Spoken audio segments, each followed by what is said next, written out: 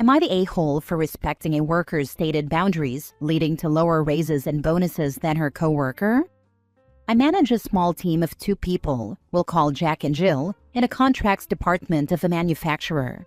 I hired both of them myself, as shortly after being promoted to manage the group after my then-boss left, both of my direct reports left. One because he retired, the other because she got pregnant and decided to be a stay-at-home mom. It was a struggle at first, since Jack and Jill were new to the company, but we quickly got into what I thought was a good place. They've both worked for me for 2 years. Jack is a single guy, no kids. Jill is also single, but explained to me in her interview 2 years ago that she is a mom to a 5-year-old, and work-life balance was extremely important to her. She said she'd give 100% during the scheduled working hours, 8:30 to 5, of which 1/2 hours lunch, but that she would not work extra hours, wouldn't take work home, wouldn't work weekends, and couldn't travel. I hired her with that understanding. We have a lot of routine work that can just be done anytime, part of the reason I can respect Jill's boundaries. But sometimes projects come along that require immediate attention. For example, we're in the Eastern time zone, and a contract may come in at 4 p.m., our time from our West Coast team, and they may want it reviewed and turned around that same day, with whoever does the review being available for follow-up into the early evening, as they're trying to close the deal. Jill can't take those projects because of her strict 5 p.m. limitation, so I either do them myself, or if Jack is willing and able to do them, he takes some of them. To be clear, I do not dump all of these on Jack. I do my share of after-hours work. I thought this arrangement was working well. Both Jack and Jill are skilled, competent workers, and if they both work the same hours, their output would be almost identical. However, because Jack is willing to put in extra hours, maybe 5 to 10 hours more per week, he gets more done. I've also sent him on some trips for on-site negotiations with clients that required overnight travel, which Jill can't do. The result is that, while I hired them at the same salary, Jack has received slightly higher raises and bigger year-end bonuses than Jill. Although I didn't think Jill knew this since we don't share this information, and I doubt Jack told her. This all came to a head when I was called into HR after Jill's most recent performance review to close out her 2nd year. As I did the first time, I rated her successful. We only have 3 options: needs improvement, successful, and outstanding. We also are limited overall within the company to no more than 10% outstanding. And since I only have 2 direct reports, I have to lobby just to get even 1 outstanding. The first year I rated them both successful, and this year I rated Jack outstanding and Jill successful. If I had to pick between the 2, Jack is going to get the higher rating every time because of his willingness to go above and beyond the call when needed. Jill was upset that she was being penalized, her words, for her work boundaries. Somehow she had learned that Jack got bigger raises and bonuses than she did. Again, I don't know how she learned this. Maybe Jack told someone else what he made, and this got back to Jill through the grapevine. I said yes, that's because he does more work, because he is willing and able to stay late and work weekends when we're in a crunch, etc. Jill said it was her understanding that she was allowed to work 8:30 to 5 Monday to Friday, and that's it. I said yes, I agreed to that when she was hired, and she is a good worker and I love having her on the team. But that shouldn't mean I couldn't reward someone who objectively did more work than she did, because they didn't have those same strict boundaries. She asked how she could become outstanding, and I looked at the HR rep and said, if we're limited to 10% outstanding, I don't see how Jill would ever be outstanding as long as Jack is here, unless she suddenly becomes way more efficient, or he suddenly becomes less so, because they do equally good work but he does more of it. The HR rep then said, I understand, asked Jill to leave, and then reamed me for what I said, saying employee ratings weren't just about hours worked. I said I agree, but in this case, their work is the same quality. Their clients both like them equally, etc. I have no basis to rate one over the other, except the fact that one is willing to put in more time, unpaid, since we're all on salary, and that I would stand by giving Jack bigger raises and bonuses and a higher rating every time. The HR rep said my bias against a single mom was showing, and I said, what? And walked out. None of this made any sense to me. Am I the a-hole? Now for the top comments. You put yourself in a corner by using hours worked as a metric. It should be about output. Jack is clearly going above and beyond and qualifying for outstanding, while Jill is doing what she's supposed to do. So she's successful, that's clear as day. But yeah, you went about it the wrong way by even mentioning hours worked. You should have very concrete metrics for your ratings, how many contracts did they handle, etc. Look at output. If she can't stay longer because she's a single mom, she is arguing that she should not be penalized for having a work boundary. HR made a big mistake in not talking to you first about your answer and critiquing it or brainstorming it. HR only cares about not being sued and doing things legally. They are worried about discrimination. OP should reach out to the same HR person and set up a meeting. Ask why she was not given a meeting with HR alone before the meeting with all three parties. Then request one the next time you have an HR complaint. Also go through all the answers you are getting on Reddit. There are a lot of great ones here, and ask which one would be best if/when it happens next year. OP very clearly states their efficiency is almost identical. Jack works more hours, therefore his output is higher. This was clearly stated in what OP wrote. But that shouldn't mean I couldn't reward someone who objectively did more work. One of a number of times OP has explicitly stated more work that directly and unambiguously refers to output. Yeah, this is apparently where I messed up, according to Reddit. It is true that in the HR meeting, I discussed Jack working more hours. It's also true that, because the work they do in the same amount of time is roughly equal, he is producing more output. To me, it's silly that I have to play these semantic games around output versus hours. If Jill had asked, or we had advertised, for a part-time position where she only worked 30 hours a week instead of 40, I presume she would have expected to get paid less than someone performing a similar role but working 40 hours a week. Then if it turned out she was a superstar who could do in 30 hours what someone else did in 40, I would, as a good manager, have to figure out how to compensate her appropriately. But if, as one would expect, she simply produced 75% of what the 40-hour worker did, no one would be surprised or upset that she was paid differently.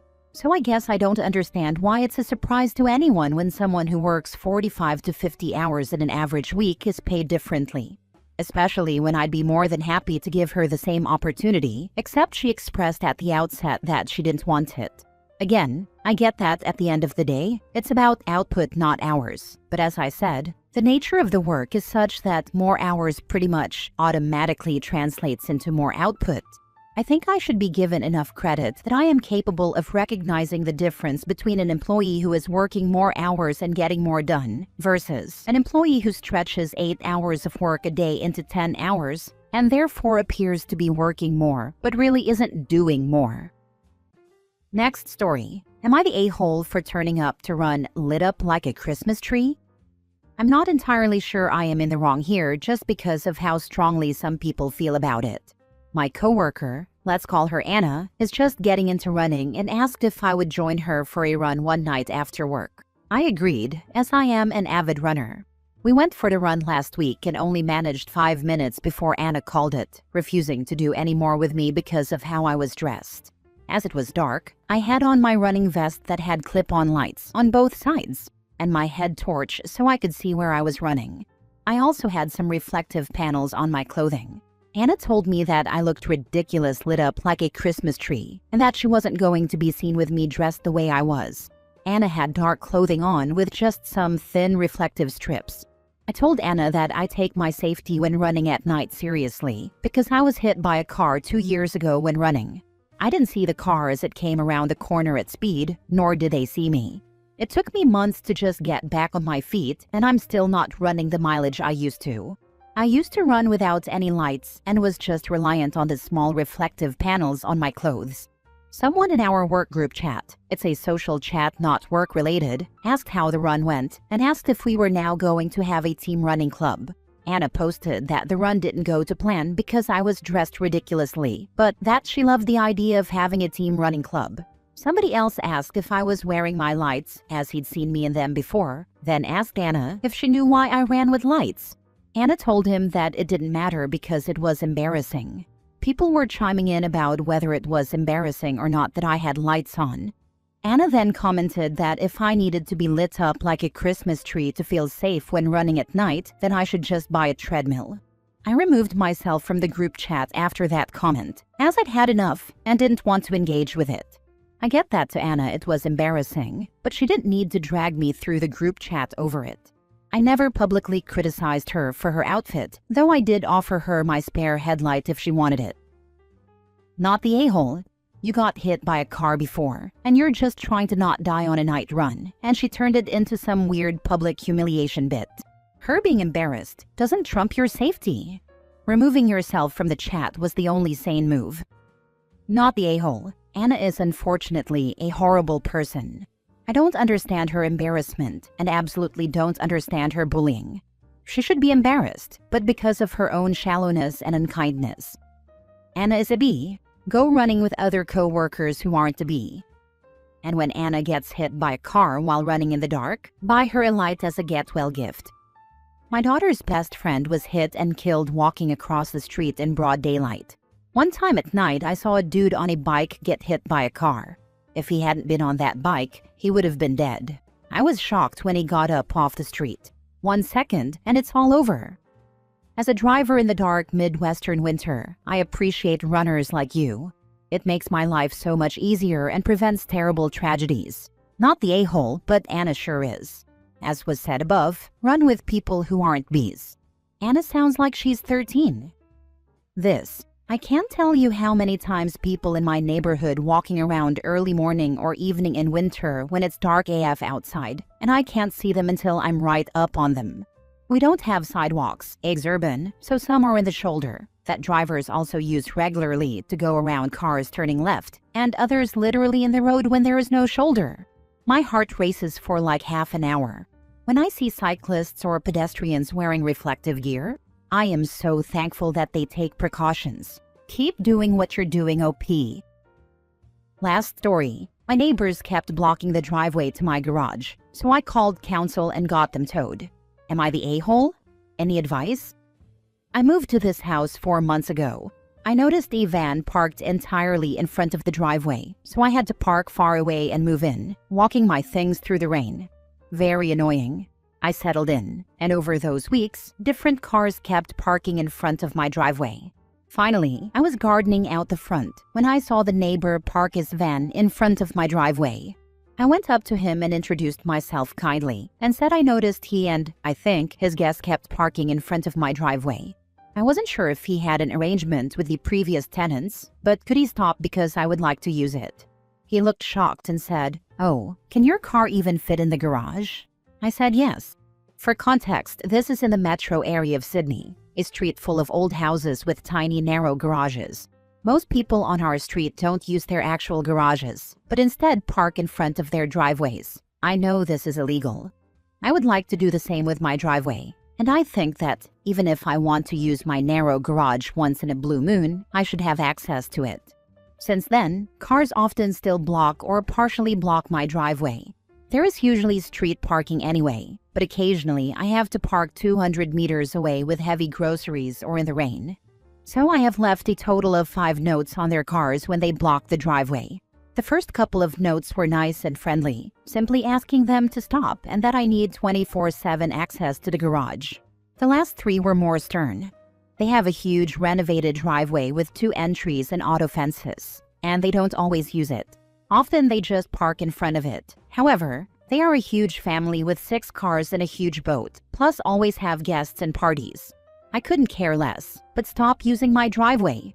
For some reason, entitlement, his wife parks her huge truck half blocking my driveway again, this time leaving it for 3 days.